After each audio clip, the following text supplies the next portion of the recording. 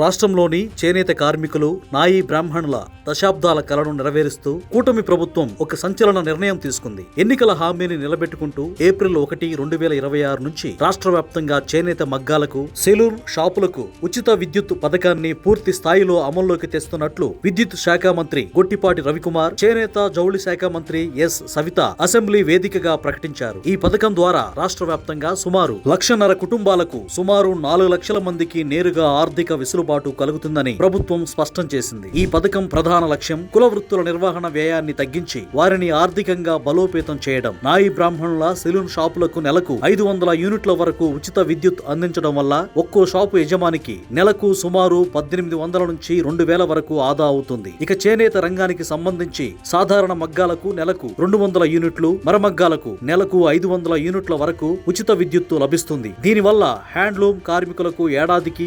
8,640, powerloom కార్మికులకు ఏడాదికి 21,600 వరకు విద్యుత్ భారం తగ్గుతుంది. ప్రభుత్వం కేవలం ఉచిత విద్యుత్కే పరిమితం కాకుండా లబ్ధిదారులపై ఉన్న పాత విద్యుత్ బకాయిలను కూడా రద్దు చేసే దిశగా అడుగులు వేస్తుంది. గత ప్రభుత్వ హయాంలో నిలిచిపోయిన సబ్సిడీలను పునరుద్ధరిస్తూ ఏప్రిల్ 1 నుంచి లబ్ధిదారులందరికీ జీరో బిల్లులు అందేలా టెక్నికల్ అప్డేట్స్ చేయాలని అధికారులను ఆదేశించింది. అలాగే 50 ఏళ్లు దాటిన చేనేత కార్మికులకు ఇచ్చే సామాజిక భద్రత పింఛనును 3,000 నుంచి 4,000 వరకు పెంచి ఇప్పటికే 87,000 మందికి పైగా లబ్ధిదారులకు పంపిణీ ప్రారంభించింది. ఈ సంక్షేమ పథకాలను క్షేత్రస్థాయిలో పారదర్శకంగా అమలు చేయడానికి ప్రభుత్వం గ్రామ, వార్డు సచివాలయాల ద్వారా లబ్ధిదారుల గుర్తింపు ప్రక్రియను ఇప్పటికే పూర్తి చేసింది. కేవలం వృత్తి ధృవీకరణ పత్రాలు మరియు ఆధార్ కార్డు ఉంటే సరిపోతుంది. ఇటువంటి రాజకీయ ప్రమేయం లేకుండా లబ్ధి చేకూర్చడమే ప్రభుత్వ లక్ష్యం. దీనితో పాటు విశాఖపట్నంలో 172 కోట్ల రూపాయలతో యూనిటీ మాల్ నిర్మాణం, మంగళగిరిలో మెగా టెక్స్టైల్స్ పార్క్ ఏర్పాటు వంటి మౌలిక సదుపాయాల కల్పన ద్వారా చేనేత ఉత్పత్తులకు అంతర్జాతీయ స్థాయిలో మార్కెటింగ్ కల్పించేందుకు ప్రభుత్వం సిద్ధమవుతోంది.